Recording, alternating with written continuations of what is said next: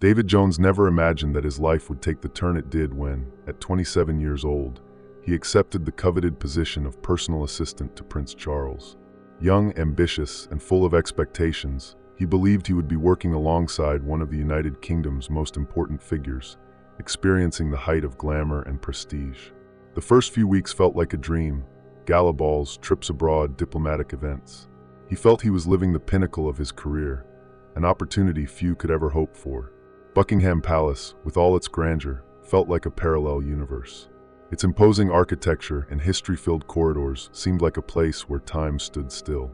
But David soon realized that behind the majestic facade lay something deeper, something hidden from public view. The silence in the corridors, the whispers among staff, the commands delivered in discreet but unquestionable tones, all of it painted a heavy atmosphere that the gleam of gold and jewels could not mask. In his early years, David devoted himself to simple tasks.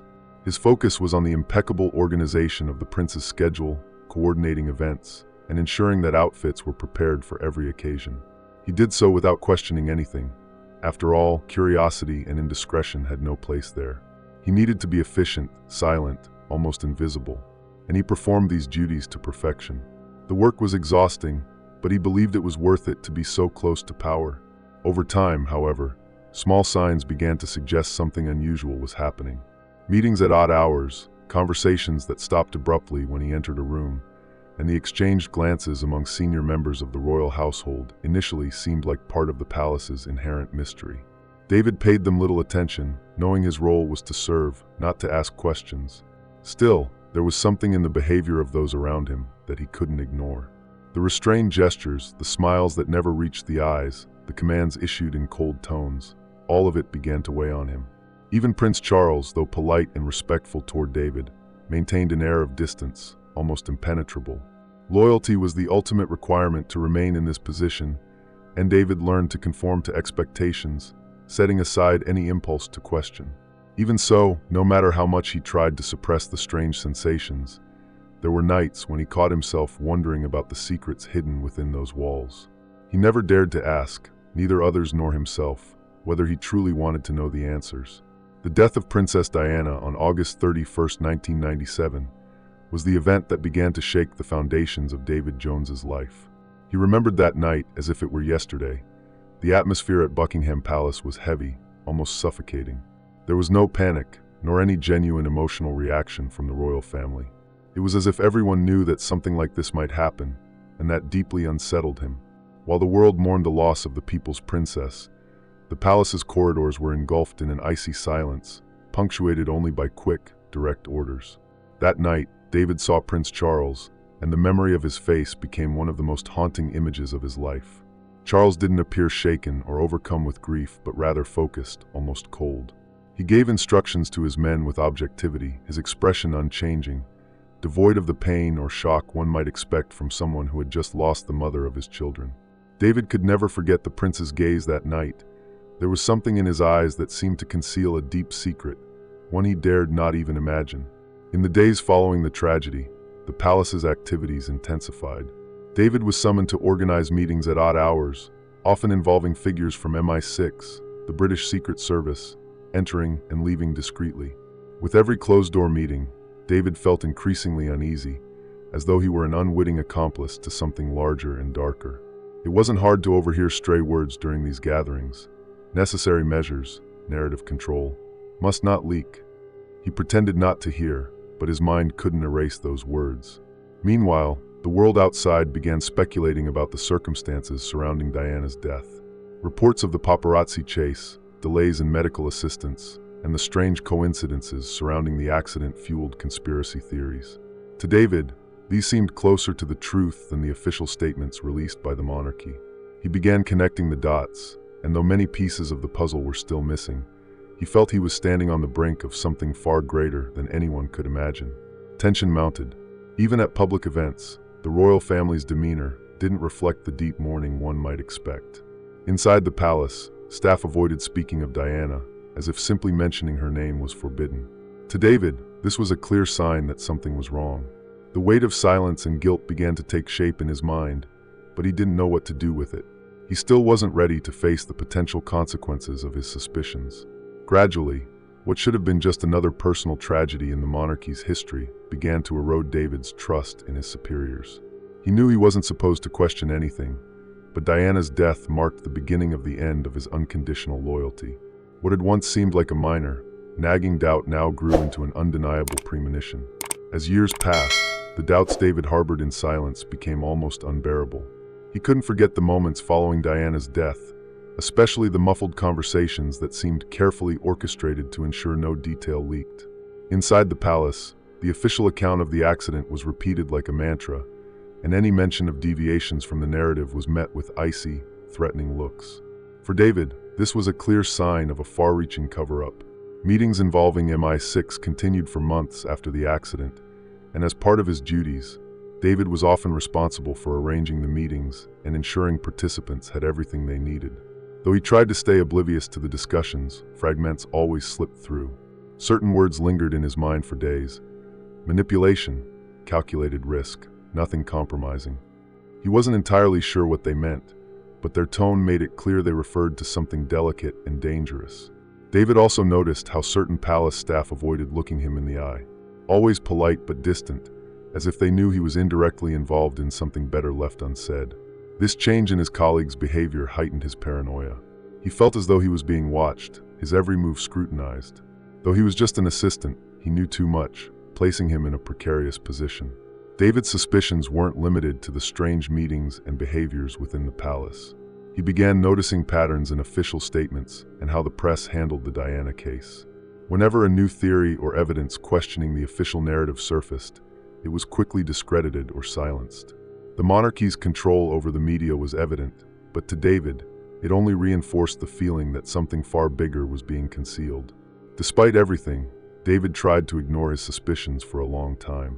He convinced himself that it wasn't his place to question the royal family, that his role was solely to serve. But the nights were long, and the nightmares about the night of Diana's accident wouldn't leave him in peace. He would wake up sweating, hearing echoes of words he shouldn't have heard, seeing Prince Charles's cold eyes in his mind. He was beginning to realize that, even if he wanted to, he couldn't bury the past. Each passing day made the burden of keeping these secrets heavier. David felt utterly alone, trapped in a cycle of loyalty and guilt. He knew that speaking out might mean the end of his career, or even his life, but the silence was like poison, slowly consuming him. He didn't know how much longer he could live like this. Over the decades, David Jones came to see silence as his only currency for survival. Keeping the royal family's secrets had become a second skin, but one that suffocated him. He tried to carry on as if nothing bothered him, but the smallest trigger would bring back the memories of that night like a disturbing film. The pristine, polished corridors of Buckingham Palace had become a prison for him, where he moved like a shadow, avoiding any action that might draw unwanted attention. The nights were the hardest. David, who once slept with the peace of a fulfilled man, now spent hours awake, staring at the ceiling of his small room in the palace lodgings.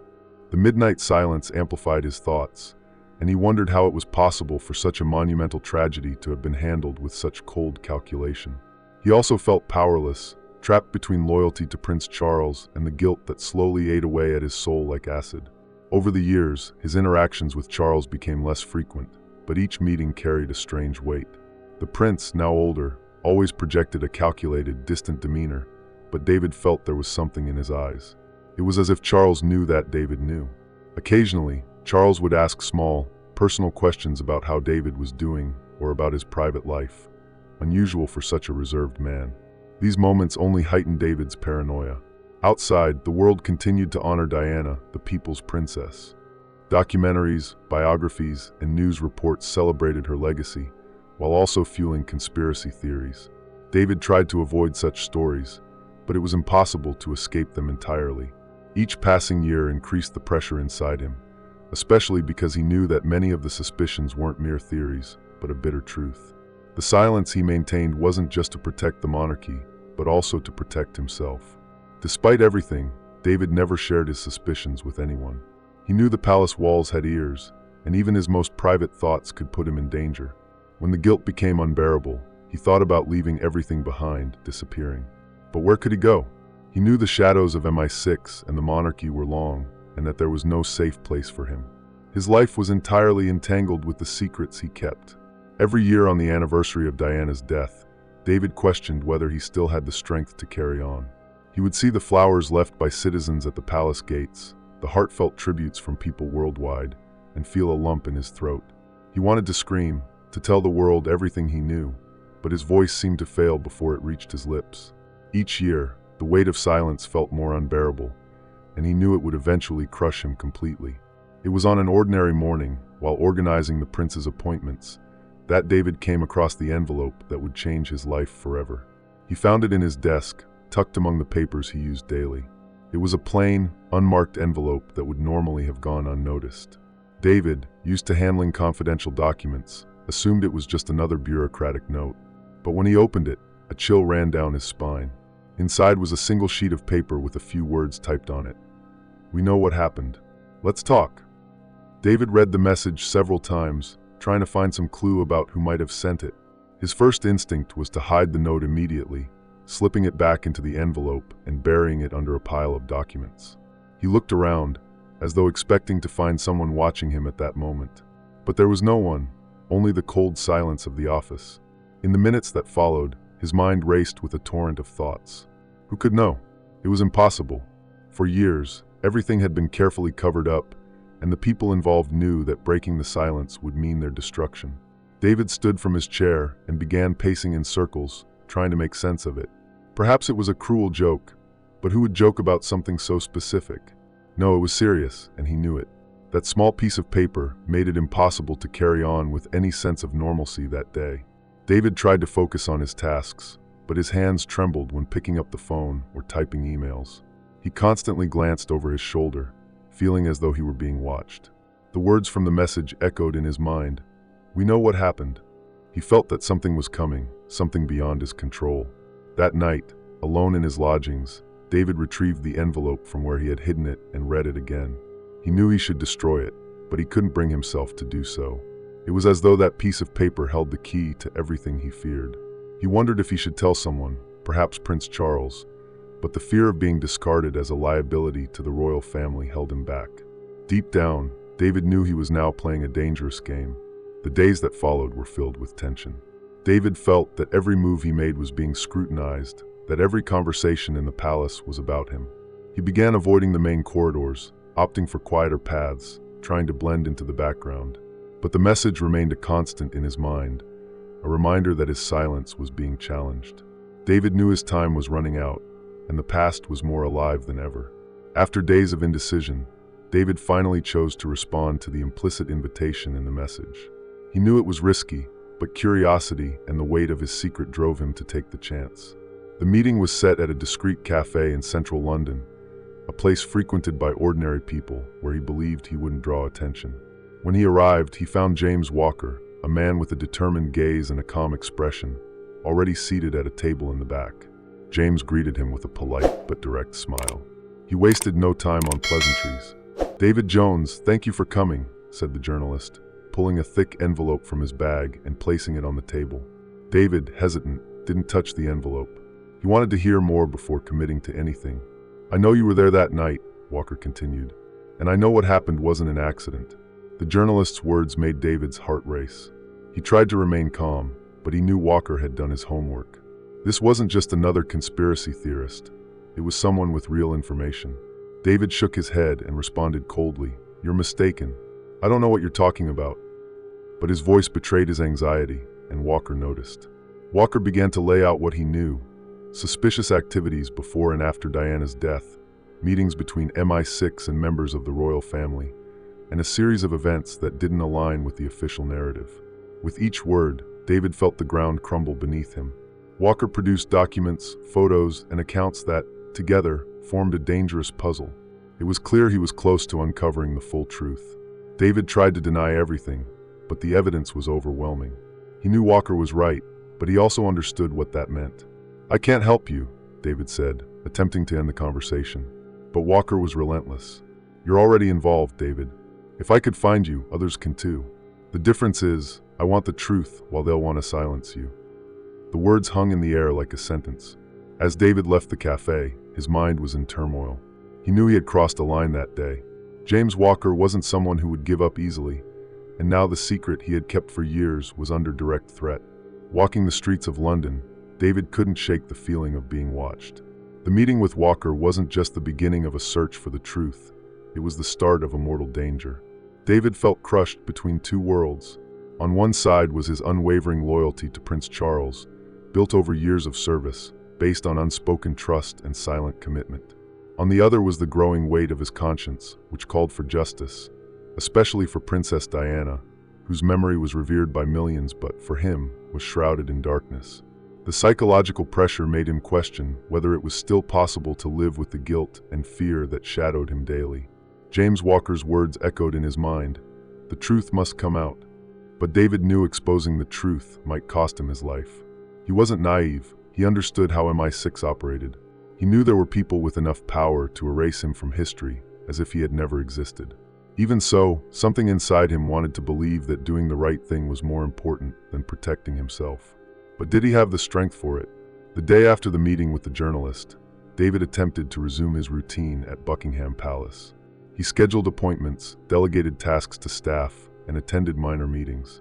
However, everything felt different. He began to see in the faces of other staff members a look he hadn't noticed before. Were they just ordinary glances, or was he becoming paranoid? To David, every interaction seemed to carry a subtext, an implicit threat that kept him on constant alert. Life at the palace, once controlled and predictable, now felt like a minefield. He avoided walking through busy corridors and spoke less than usual, fearing he might accidentally let something slip. His mind, however, offered no respite. He began to relive moments from that night in 1997. The silence during Prince Charles's phone calls, the tense looks from MI6 agents, and most hauntingly, what he saw in the weeks that followed. It was as if memories he had buried were now returning to haunt him. His moral dilemma came to a head one night when he finally confronted his reflection in the mirror and didn't recognize the man staring back. There was a tired, haunted man with eyes that seemed to carry decades of torment. Would anyone in my position have the courage to expose all this? He wondered. The answer never came. The fear of losing his life was as powerful as the shame of staying silent. Whatever decision he made, there would be no turning back. As he lay in bed, he thought of Diana's words, which he had so often heard echoing through the palace walls. Always be true to yourself. The advice, which he once considered a formality or a cliché, now seemed more relevant than ever. But David knew that being true to himself came with a steep price. That night, as sleep eluded him, he realized that time was running out to make a decision. Trevor Rhys-Jones, the sole survivor of the accident that killed Princess Diana, was a ghost David never thought would reappear in his life. When he received a message to meet him at a private club in London, David could hardly believe it. Trevor had vanished from the public eye for over 20 years, living a reclusive and quiet life. Why did he want to talk now?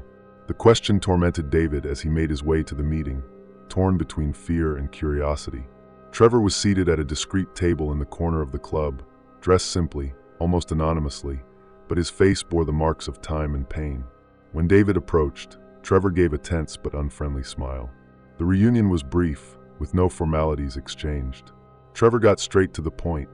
I remember more about that night. The sentence was enough to make David's heart race. He knew that when someone like Trevor said this, there was much more to uncover. Trevor began recounting fragments of memory that, he claimed, had been returning over the years. I followed orders, he said, his voice low and broken. They told me what to do with the car. It was subtle, nothing obvious, but enough to ensure that if something happened, there would be no survivors. Trevor's words cut through David like a blade. He didn't want to believe it, but deep down, he had always known the accident wasn't just a matter of chance. As he listened, David felt a mix of horror and compassion. Trevor was just another piece on the chessboard, like him, a disposable pawn in a much larger game. What Trevor described not only confirmed the suspicions David had carried for years, but also brought new details he wished he'd never learned. They told me it was for the good of the monarchy, Trevor continued, his eyes fixed on the glass in front of him. But I never imagined it would be something so irreversible. However, the most shocking revelation came at the end of the conversation. Trevor admitted he wasn't there just to confess. He had been pressured into exposing anyone who might know too much, including David. They gave me a choice, David, he said with deep sadness. Either I cooperate, or they make me disappear. The silence that followed was deafening. Trevor was both a traitor and a victim, and David knew he was now more vulnerable than ever. As he left the club, David felt as though the world around him had changed. Trevor was no longer just a survivor. He was a key player who could either help uncover the truth or destroy any chance of doing so. For David, it became clear that from that moment on, he was entirely alone. The weight of Trevor's revelations was unbearable, but he knew he had to keep going, even if it cost him his life. After his meeting with Trevor, David tried to understand how someone so deeply affected by the tragedy could become part of the scheme to silence them. He spent days revisiting the details of their conversation, searching for signs that Trevor might not have been entirely truthful. But the reality was clear. Trevor had surrendered to MI6, trading his own survival at the expense of everyone else involved. The confirmation of this betrayal came days later when David stumbled upon documents he should never have had access to. Among routine papers he was organizing for a palace meeting, he found confidential notes identifying Trevor as an active collaborator with MI6. The instructions were explicit. Trevor was to monitor David and report any suspicious activity. He was also tasked with identifying other potential threats to the official narrative. The shock of discovering Trevor's betrayal nearly caused David to lose control. He had trusted that, even after everything, Trevor might still be an ally. But the truth was bitter. Trevor had chosen to save himself, even if it meant sacrificing David. In David's mind, the pieces began to fall into place. Trevor not only knew more than he admitted, but was also helping to tighten the noose MI6 was placing around him. David realized that if Trevor had given in, he could trust no one else. Everyone around him now seemed like a potential enemy. Every step he took in the palace, every meeting or phone call, seemed laden with hidden intentions. He knew his margin for error was slim, and that he needed to act before MI6 caught him. Trevor had given him a choice: wait for the inevitable or run before it was too late. Even with the evidence of Trevor's betrayal, David couldn't bring himself to hate him completely. He understood that Trevor, like himself, was just trying to survive in a game where the rules were dictated by far more powerful players. Yet that didn't lessen the gravity of the situation. Trevor had become a real threat, and David knew that any careless move could be his last. The silence of the palace, once a refuge for David, was now a prison. He felt cornered, with time running out. With MI6 closing in and Trevor actively collaborating, David knew he had to make a decision. It was either fight for the truth or accept being silenced forever. The MI6 raid on the abandoned warehouse marked the beginning of an unrelenting pursuit. David knew that by fleeing with the most critical documents, he had become the primary target of a ruthless machine. The scene at the warehouse was etched in his mind: heavy footsteps, shouted orders, flashlight beams slicing through the darkness. The sound of the car tires that had brought him there echoed like a prelude to his inevitable capture. During the chase, David ran as he had never run before, propelled by a mixture of adrenaline and sheer desperation. He knew London well and believed that if he could reach the narrow alleys and labyrinthine streets, he might have a chance to evade his pursuers. But every sound, every labored breath from his hunters seemed closer. He didn't know how far he could go, but he knew stopping would mean the end. MI6 wasn't known for making mistakes.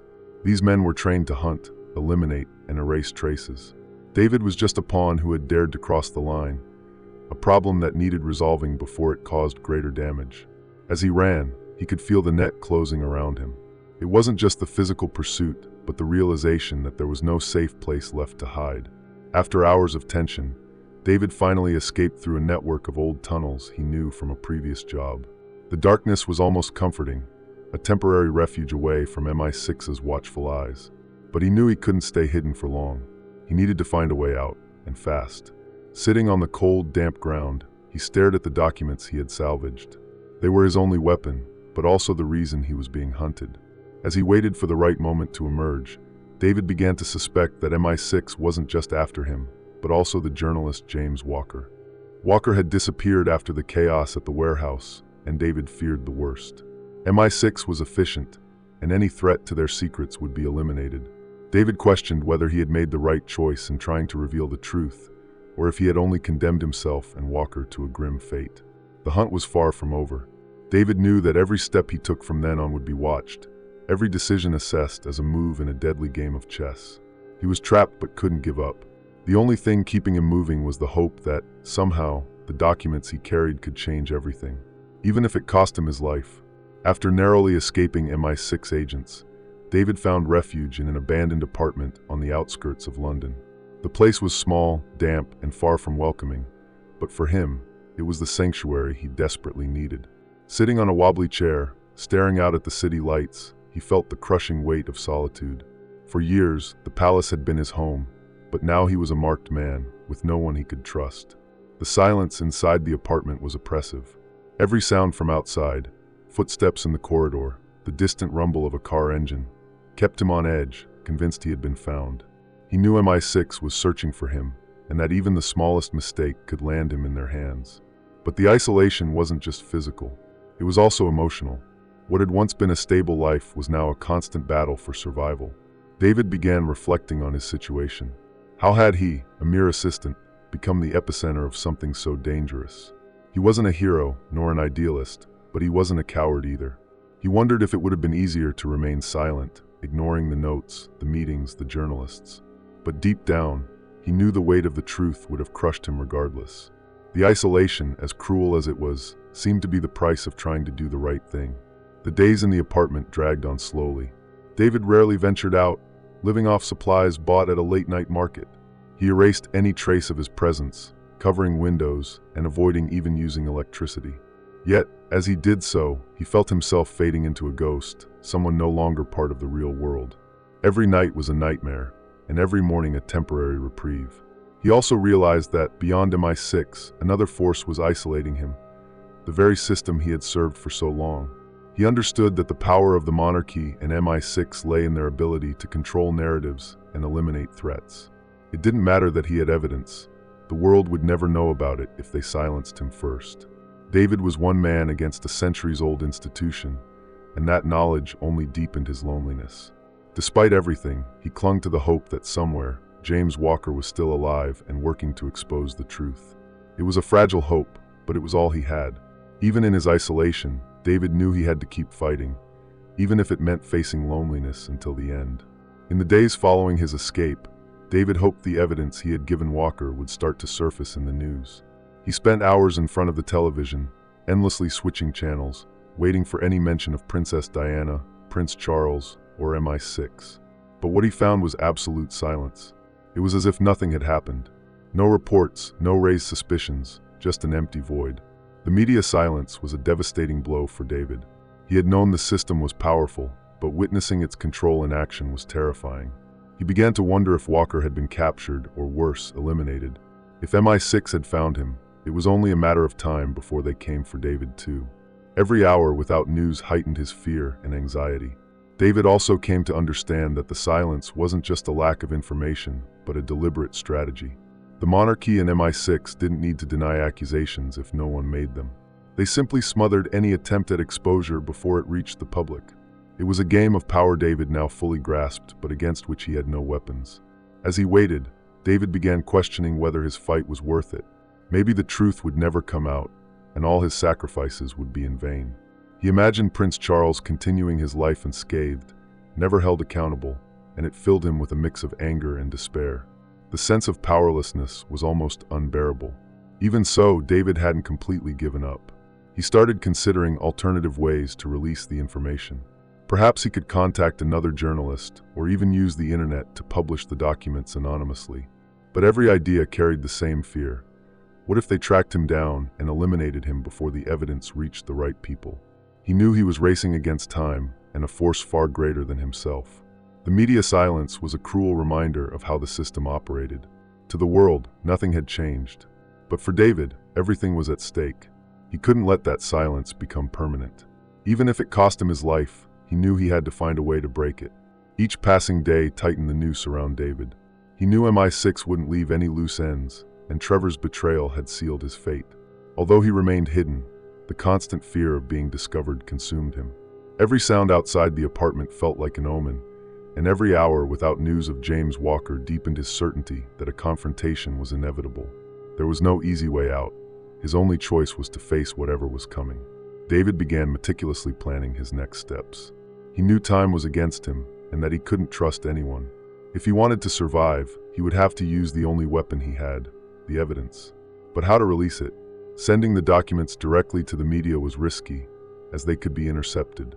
He considered alternatives, such as delivering them to human rights organizations or publishing them anonymously online, but he feared MI6 would trace him before the information reached its audience.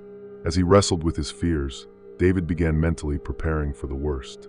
He knew that if he were captured, he wouldn't have the chance to explain anything. MI6 didn't need a trial, they just needed to eliminate him to close the case. That reality haunted him, but also drove him forward. If his life was at risk, he at least wanted to ensure his death wouldn't be in vain.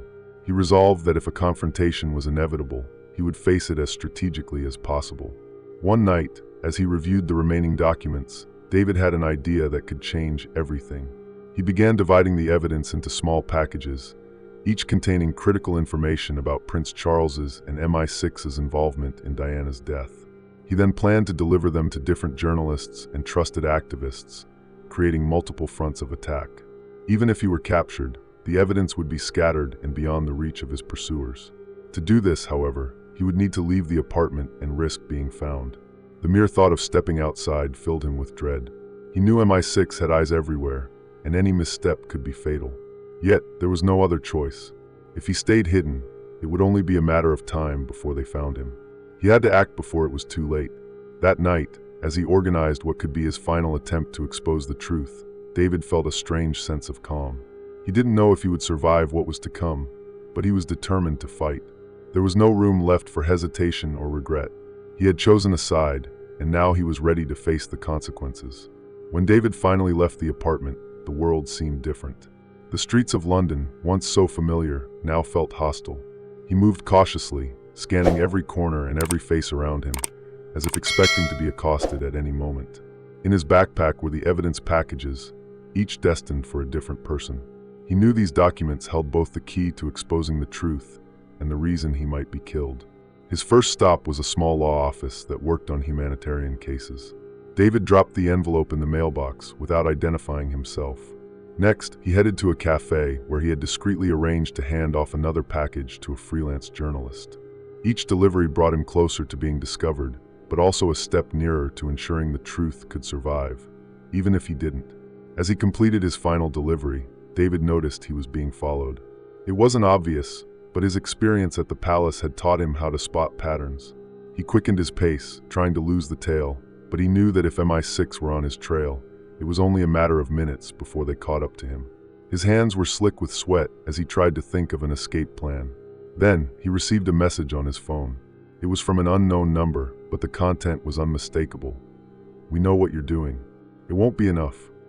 David's hart recht." They were closer than he had imagined, and now there was no way to run. He knew it was only a matter of time before he was caught. Yet, the message also bolstered his resolve.